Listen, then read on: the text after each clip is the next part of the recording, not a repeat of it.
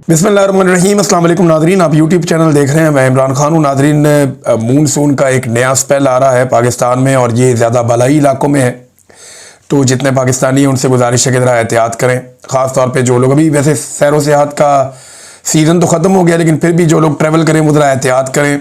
16 से 19 सितंबर तक, यानी 2 दिन के बाद ये स्पेल शुरू होने जा रहा है और 19 तक, अगले 3 दिन तक, ये 3-4 दिन ये जारी रहेगा, तो आप लोग बहुत एहतियात करें। अलीपुर में बंदोबस्त किया जा रहा है, शायद किसी आम शख्सियत ने वहाँ पे आना है और रातों रात वहाँ पे सड़कें तामीर हो रही हैं। वहाँ के लोग कह रहे हैं जी हम तो सैलाब में फंसे हुए हैं, इनको अपने सड़कें सीधी करने की पड़ गई है और मरम पट्टी हो रही है सड़कों की। मैंने आपको पिछले वीलॉग में बताया था। तो वो एक्चुअली जो एक गाना तैयार करना है उसमें मियाँ नवाज शरीफ साहब को इन करना अभी बाकी है। अब नवाज शरीफ साहब की कोई पुरानी वीडियो निकाल कर लगाई जाएगी या उन्हें दोबारा नए सिरे से सैलाबज़दा इलाकों में लाया जाएगा। बहरहाल नवाज शरीफ साहब की एक एंट्री अभी करवाई जाएगी और उन्हें पहुंचाया जाएगा किसी सैलाबज़दा इलाके में, ताकि एक जाली स्टेज बनाकर वहां पे लोगों को इकट्ठा करके नवाज शरीफ साहब को मौका दिया जाए कि वो लोगों से बातचीत करें। तो ये एक तरह की री लॉन्चिंग होगी मियाँ साहब की। तो अलीपुर में कुछ बंदोबस्त किए जा रहे हैं, मे भी मियाँ साहब आए, हो सकता है वो वहाँ पे ना आए, मरियम नवाज पहुंचे या कोई और वहाँ पे पहुंचे, या शहबाज शरीफ किसी बैनुल-अक़वामी शख्सियत को लेकर पहुंच जाएं पैसे इकट्ठे करने के लिए। लास्ट टाइम आपको याद है ये अक़वाम मुत्तहिदा के सेक्रेटरी जनरल को लेकर आ गए थे कि जनाब देखिए हम तबाह हो गए, बर्बाद हो गए, सब लुट गया, ख़त्म हो गया। फिर इनको जो पैसा मिला वो पैसा भी इन्होंने सैलाब मुतासरीन के ऊपर खर्च नहीं किया। ये एक बंद की मैं तस्वीर देख रहा था, ड्रोन से तस्वीर बनाई हमारे एक दोस्त ने, बड़ी दर्दनाक तस्वीर है। पूरा एक बंद है, दोनों तरफ उसके पानी है और लोग ऐसे उसके ऊपर भरे हुए हैं। एक क़यामत सुग़रा का एक मंजर है, खुला आसमान है, ख़वातीन रो रही हैं, बच्चे रो रहे हैं, बड़े बड़े जवान जो हैं वो बिलक के रो रहे हैं, परेशान हैं कि हम जाएं कहाँ पे। इतनी बेबसी है लोगों की, और हुकूमत जो है वो सिर्फ एक मखसूस बंद के इलाके में वहाँ जाती है, एक ख़ास एरिया पहले सेलेक्ट किया जाता है, वहाँ पे इंतज़ामिया पहुँचती है, सिक्योरिटी सारा बंदोबस्त हो जाता है, फिर हुकूमत के लोग पहुँचते हैं, वो वहाँ पे अपनी टिकटॉक बनाते हैं और निकल जाते हैं। हुकूमत ने अवाम को बिल्कुल तनहा छोड़ दिया है, किसी किस्म की कोई रिलीफ पब्लिक को मिल नहीं रही। टीवी चैनल्स को धड़ाधड़ पैसा दिया जा रहा है, अखबारात को पैसा दिया जा रहा है। यानी अखबारात अगर आप देखें तो पहला जो पेज है पूरा का पूरा वो इश्तिहारों से भरा हुआ होता है। महकमा मौसमियात का इश्तिहार लगा हुआ था नवाए वक्त में, मैं हैरान हो रहा था आधे सफ़े का, ज़रूरत क्या है उसकी। धड़ाधड़ इश्तिहारात मिल रहे हैं, सबको मिल रहे हैं, अखबारात को भी मिल रहे हैं, टीवी चैनल्स को भी मिल रहे हैं। बस उनको ये कहा गया है कि आपने तबाही और बर्बादी नहीं दिखानी। 1-2 टीवी चैनल्स ने ब्लैकमेल करने के लिए कोई रिपोर्टें चलाई, फिर उसके बाद उनको इश्तिहारात दिए गए, डाउन चला गया मामला।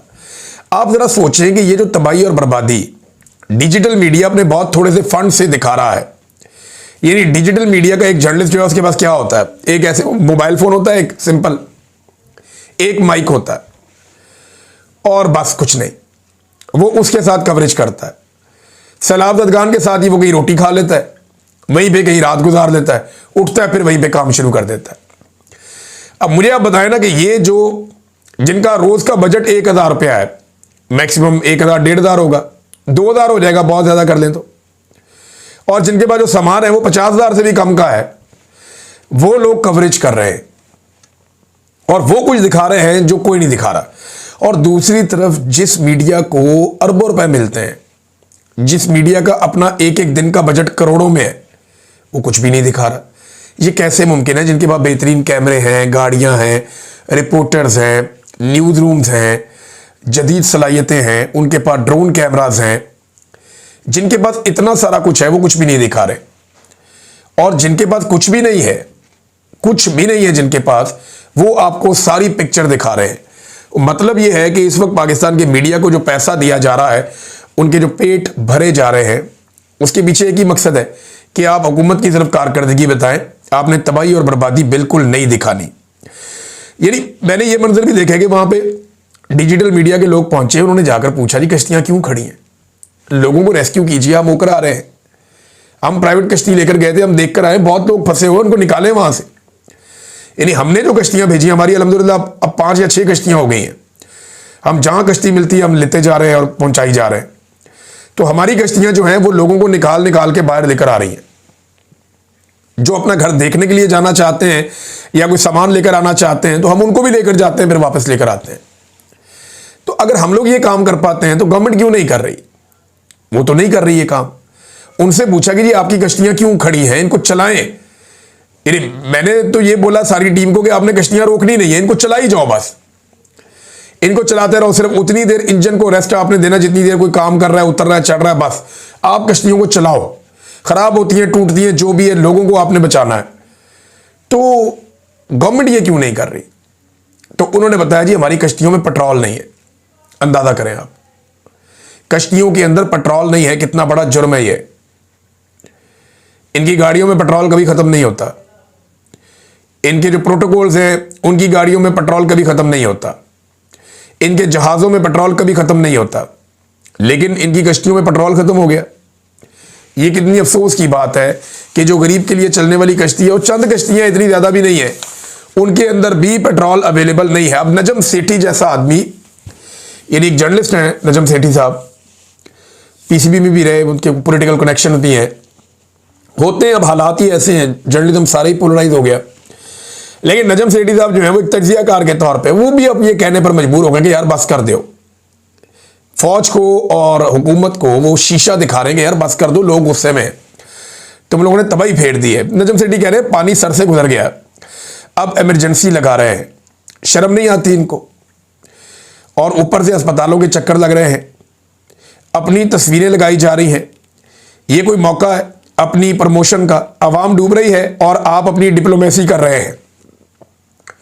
आपकी डिप्लोमेसी से इसराइल और कतर के ताल्लुकात पर क्या फ़र्क पड़ जाएगा? फ़र्क पड़ना क्या है जी? हम 3 में ना 13 में वहाँ जाके चौधरी बन जाते हैं कि जनाब हम आपको बचाएंगे, हम ये करेंगे, हम वो करेंगे। भाई उन्होंने लड़ाई लड़नी नहीं है। उन्होंने लड़ाई लड़नी होती तो वो पहले लड़ लेते। जब ईरान के साथ जंग हो रही थी वो तब लड़ लेते। जब इसराइल सबके साथ लड़ रहा था वो कंटिन्यू करते, ख़त्म करते इसराइल को, वो तब लड़ लेते। जब फ़लस्तीनियों की नस्लकुशी हो रही है और लगातार लंबे अरसे से हो रही है, 6 मुल्कों को मारा इसराइल ने 3 दिनों के अंदर, यानी 3 दिनों में 6 मुल्कों पे इसराइल ने अटैक किया। ये पिछले हफ्ते पाकिस्तान सिर्फ कतर पहुंचा, वजह क्या है? पैसे कतर के पास है। बाकी जो ममालिक हैं जिनके ऊपर इसराइल ने अटैक किया, पाकिस्तान कहीं नहीं गया, शाम भी नहीं गया। चले फ़लस्तीन तो जा ही नहीं सकते, ये इनको इख्तियार ही नहीं है। त्यूनिस भी नहीं गया, यमन भी नहीं गया, बाकी मुल्कों में कहीं नहीं जा रहा। पाकिस्तान कहाँ गया? सिर्फ और सिर्फ कतर में गया। पैसे उनके पास है ना। तो मामला उम्मत मुस्लिमा का नहीं है। मामला ये नहीं है कि पाकिस्तानियों को कतरियों से बहुत प्यार हो गया। मामला ऐसा लगता है कि कतर के पास क्योंकि पैसे हैं, गैस है, इख्तियार है, लिहाजा कतर के पास हम जाएंगे, बाकियों को हम नहीं पूछेंगे। लबनान और शाम के साथ इसराइल क्या करता है, हमें इससे कोई लेना देना नहीं है। त्यूनिस के साथ, यमन के साथ क्या करता है, हमें इससे कोई लेना देना नहीं है। बस कतर के पास पैसा है, लिहाजा इस मामले में हम बीच में पड़ेंगे। तो ये आपकी ख्वाहिश रह जाएगी कि वो आपके लिए एक लड़ाई लड़े और आप उस लड़ाई से फ़ायदा उठाएं। कतर का तो स्टेटमेंट बड़ा सादा सा है कि गौर कर रहे हैं कि इसराइल का गैस बंद करनी है या नहीं। अभी भी वो गौर कर रहे हैं। तो वो अपने फ़ायदे और नुकसान को जानते हैं, आपसे बेहतर जानते हैं। कभी वज़ीर आज़म पहुँच जाता है, कभी आर्मी चीफ चला जाएगा, अब कभी वो चला जाता है, क्या नाम है, डिप्टी वज़ीर आज़म चला जाता है, वो पहुँच गया। तो ये तो नाज़रीन पाकिस्तान के हालात हैं और मुँह कोई लगाता नहीं है। सदर पाकिस्तान ऐसे हालात में पहुँच गए जनाब, चीन चाइना के दौरे पे, पहले वो लंबा चौड़ा वफद लेके पहुँच जाते हैं, पीछे से जनाब उनका बेटा और बेटी भी पहुँच गए एक प्राइवेट तैयारे में, एक निजी प्रवास के ज़रिए से। पूरे जहाज़ में कोई नहीं, ये बहन भाई अपना प्रोटोकॉल लेके ये भी पहुँच गए, शंघाई पहुँच गए अपने वालिद के पास। फैमिली टूर बनाए हुए हैं नाज़रीन इन्होंने, अवाम का पैसा लग रहा है और फैमिली टूर बने हुए हैं। ये अपनी लाइफ इस वक्त फुल इंजॉय कर रहे हैं। वजह यह है कि मिलिट्री एस्टेब्लिशमेंट को इन्होंने फंसा लिया है। ये जानते हैं कि इमरान खान मिलिट्री एस्टेब्लिशमेंट को कान पकड़ा देगा और मिलिट्री एस्टेब्लिशमेंट इमरान खान से सहमी हुई है। लिहाजा यही मौका है हमारा कि हम जो मर्जी लोशे करें, हमें ना एस्टेब्लिशमेंट छेड़ सकती है। अवाम में तो वैसे ही हमें वोट नहीं डाला तो उनकी क्या औकात है। दूसरा, हमें पूछने वाले इस मुल्क में कोई नहीं है, अदालत हमने काबू कर ली है, चलो मौजा करिए। ये तो मौज मस्ती में लगे हुए हैं।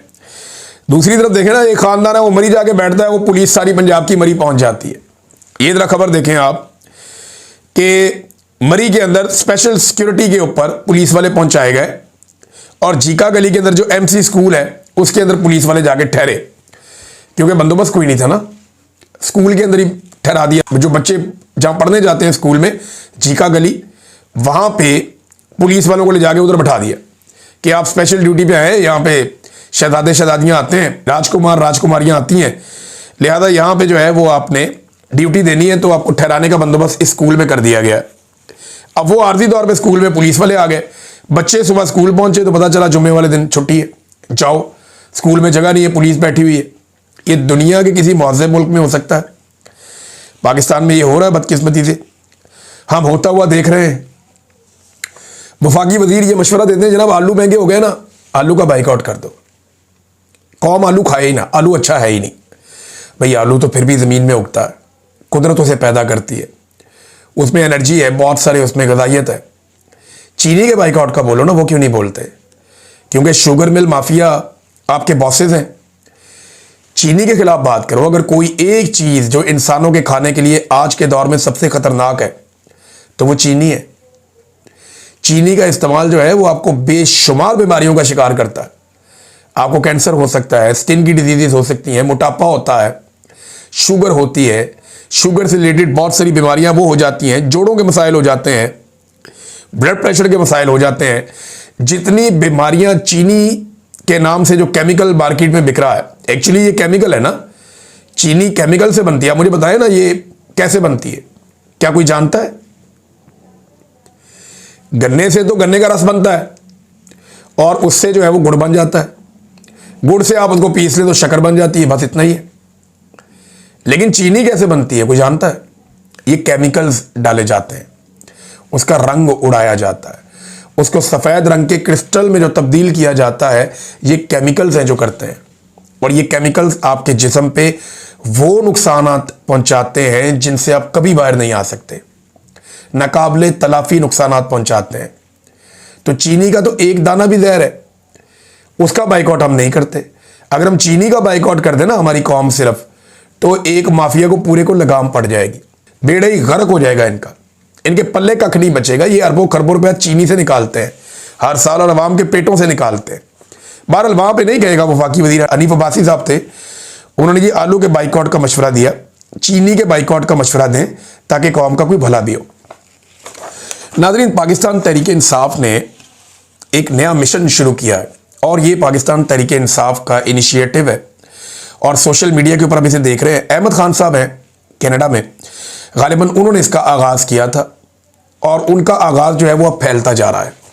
ये है मिशन नूर। ये क्या है, सिंपल मैं आपको करूँ तो ये है कि अनाउंसमेंट ये की गई है कि 20 तारीख को, 20 सितंबर की रात को पाकिस्तान में 9 बजे तमाम लोग अपने घरों की छतों पर आएँ और आज़ान दें और उसकी वीडियो बनाकर सोशल मीडिया पे डाल दें। सोशल मीडिया पे इसलिए डाल देंगे सारी दुनिया को पता चल जाए कि लोग आज़ान दे रहे हैं, वो एक तहरीक बन जाए।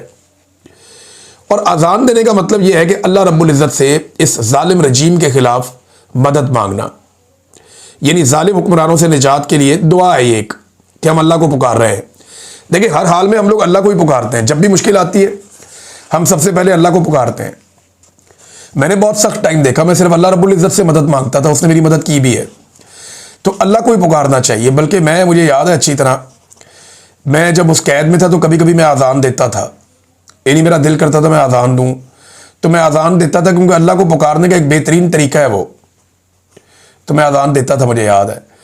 तो ये मिशन नूर है, एक अच्छी बात है। इसमें लोग अपनी तकालीफ, अपनी मुसीबतें, जो इंसानी हकूक़ की पामालियाँ हो रही हैं, जो जुल्म जबर फस्तायत है, जो मिलिट्री एस्टेब्लिशमेंट ने एक जाली रजीम मुसल्लत करके लोगों को कुचल दिया है, लोग अल्लाह रब्बुल इज़्ज़त से मदद मांगेंगे, अल्लाह से रुजू करेंगे। फ़लस्तीन के बारे में भी दुआ करें, बाकी दुनिया में जहाँ जहाँ मुसलमान पिस रहे हैं उनके बारे में भी दुआ करें। और ये एक नुक्ता आगाज़ है मिशन नूर के बारे में जो मैंने सुना है, एक ये नुक्ता आगाज़ है। इसके बाद बाकायदा एक तहरीक शुरू करने का इरादा है पाकिस्तान तहरीक इंसाफ का। ये एक डिफरेंट एंगल से आ रहे हैं। वैसे मिशन नूर की अनाउंसमेंट से कुछ परेशानी तो है, जो ताकतवर हल्के हैं उन्हें, कि ये एक नया सिलसिला। पाकिस्तान तहरीक इंसाफ की ये खूबी है कि वो आराम से नहीं बैठते, वो कुछ ना कुछ करते रहते हैं और किसी ना किसी तरीके से लोगों को इकट्ठा करना जानते हैं। तो अब एक ये नई चीज़ है, मैंने कहा मैं आप तक पहुंचाऊं कि यहाँ पे क्या होने जा रहा है। इसको रिपोर्ट भी करेंगे, फर्दर इस पर हम बात करते रहेंगे। नादरीन, शहबाज राणा साहब हमारे एक बड़े अच्छे जर्नलिस्ट हैं, बिल्कुल किसी किस्म की कोई कंट्रोवर्सी उनके हवाले से नहीं है, मैं बड़ी अच्छी तरह उन्हें जानता हूँ। शहबाज राणा साहब एक्सप्रेस न्यूज़ में प्रोग्राम करते हैं, बड़े मोतबर सहाफ़ी हैं। हम लोग तो बहुत सारे सहाफ़ी पाकिस्तान में क्रिटिसाइज़ किया जाता है कि आप फलाने को ज़्यादा मारते हैं, फलाने को कम मारते हैं, लेकिन शहबाज राणा साहब हर दौर में बड़ी अच्छी जर्नलिज्म करते रहे। अब उन पर भी मुकदमा कर दिया गया। वजह यह है कि वो हुकूमत को एक्सपोज कर रहे थे और मुआशी पॉलिसियों को बेनकाब कर रहे थे, हर चीज़ लाकर सामने रख देते थे। लिहाजा उनके ऊपर भी मुकदमा दर्ज करके उनकी आवाज़ को दबाने की भी कोशिश की जा रही है। नाज़रीन, तैमूर झगड़ा साहब से एक मामला शुरू हुआ था, आपको याद होगा मैंने आपको रिपोर्ट किया था कि वो एंटी करप्शन में चले गए और उन्होंने कहा कि जितने आरओज़ हैं, जिन लोगों ने मेरे हल्के का रिजल्ट दिया है, जो ब्यूरोक्रेसी वहाँ मौजूद थी, उनको बुलाया जाए और बुला के पूछा जाए कि क्या मैं इलेक्शन हारा हूँ। वो मामला खुलना शुरू हो गया। ब्यूरोक्रेसी ने एंटी करप्शन के साथ कोऑपरेट नहीं किया, जिन्होंने किया वहाँ मामला खुल गया कि इलेक्शन तो तैमूर झगड़ा जीता था, लेकिन फॉर्म 47 जाली जारी कर दिए गए बाद में। अब जब यह मसला खुला तो इलेक्शन कमीशन बीच में आ गया, उसने अपनी कहानियां शुरू कर दी, लेकिन एंटी करप्शन को चला रहे हैं वहाँ मुसद्दिक अब्बासी साहब, वो डट गए हैं। सूरत हाल क्या है मैं डिटेल्स आपको बताऊंगा, लेकिन एक सादी बात आपको बताऊं कि ना इलेक्शन कमीशन, ना पाकिस्तान की एस्टेब्लिशमेंट और ना ही सूबाई हुकूमत खैबर पख्तूनख्वा की ये चाहते हैं कि तैमूर झगड़ा साहब को उनकी नशिस्त वापस मिले।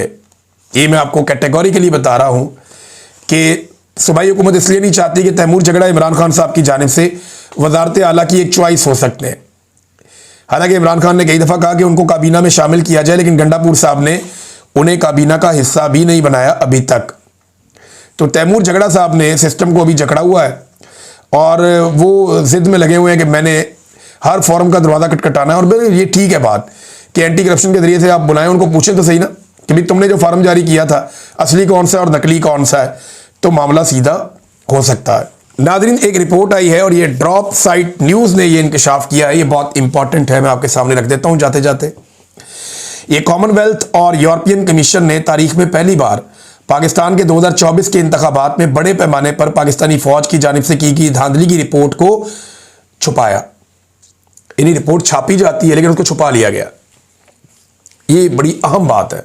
यानी रिपोर्ट क्या कहती है, उसको छुपा लिया गया, छापा नहीं गया।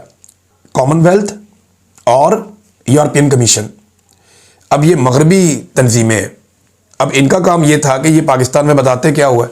वो रिपोर्ट क्या कहती है, अब ये इंकशाफात सामने आए हैं और ड्रॉप साइट न्यूज़ ने इंकशाफात किए हैं। वो बताते हैं कि 2024 के इंतखाबात में बड़े पैमाने पर धोखाधड़ी हुई, जिसकी वजह से मिलिट्री एस्टेब्लिशमेंट की हमायत याफ्ता पार्टियों को अवाम की मर्जी के खिलाफ हुकूमत दी गई। वोटर ने जेल में बंद साबिक वज़ीर-ए-आज़म इमरान खान की पार्टी तहरीक इंसाफ के हक में बड़ी तादाद में वोट दिया, लेकिन बज़ोर ताकत नताइज को तब्दील कर दिया गया। कॉमनवेल्थ की रिपोर्ट में कहा गया कि हुकूमत ने लोगों के बुनियादी हुकूक जैसा कि आज़ादी इज्तिमा, आज़ादी इज़हार राय और तंजीम बनाने की आज़ादी को पामाल किया। पाकिस्तान की मिलिट्री एस्टेब्लिशमेंट ने कॉमनवेल्थ से इस रिपोर्ट को दबाने की दरख्वास्त की, जिसकी हैरानकुन तौर पर उस वक्त की कॉमनवेल्थ की सेक्रेटरी जनरल पैट्रिशिया स्कॉटलैंड ने इसकी तामील की और एक ऐसी रिपोर्ट को दबा दिया जो पाकिस्तानी फ़ौज की हमायत याफ्ता हुकूमत के इक़्तिदार को बरकरार रखने के लिए बड़े पैमाने पर इंतखाबी धोखाधड़ी को उजागर करती थी। ये कॉमनवेल्थ की 70 साल तारीख में पहला मौका है कि उसने अपनी इस तरह की इंतखाबी रिपोर्ट को छुपाया। ये बहुत अजीब चीज़ है। कॉमनवेल्थ सेक्रेटेरिएट की रिपोर्ट को 8 फरवरी 2024 इंतखाबात के चंद रोज़ बाद शाया होना चाहिए था, लेकिन ये आज तक कॉमनवेल्थ की वेबसाइट से गायब है। ये कॉमनवेल्थ की 70 साल तारीख में पहला मौका है जब इसने रिपोर्ट शाया नहीं की। फ़ौज की हमायत याफ्ता हुकूमत ने लॉबिंग की कि वो इंतखाबी निगरानी के नताइज को नुमायां ना करे, जो नई आने वाली हुकूमत के लिए शर्मिंदगी का बायस बन सकते हैं और इनकी कानूनी हैसियत को कमज़ोर कर सकते हैं। फ़ौज की दरख्वास्त के बाद कॉमनवेल्थ ने यह किया। अब आप अंदाज़ा करें नाज़रीन, ये हालात हैं। फिर उन्होंने बताया जी पाकिस्तान के अंदर क्या हो रहा है, किस तरह की आमरीत है, किस तरह तशद्दुद, क्रैकडाउन, कत्ल, सहाफ़ियों के बैंक अकाउंट बंद कर दिए गए हैं, वर्कर पर तशद्दुद किया जा रहा है, इमरान खान पर सैकड़ों जाली मुकदमात हैं, ख़वातीन से बदतमीज़ी और तशद्दुद किया जा रहा है, बच्चों के साथ भी यही हो रहा है। तो कॉमनवेल्थ और इलेक्शन ऑब्जर्वर ग्रुप की रिपोर्ट 2 बड़ी रिपोर्ट्स में से एक थी जो बज़ाहिर गैर जानिबदार बैनुल अक़वामी मुबस्सरीन ने तैयार की थी। दूसरी रिपोर्ट यूरोपीय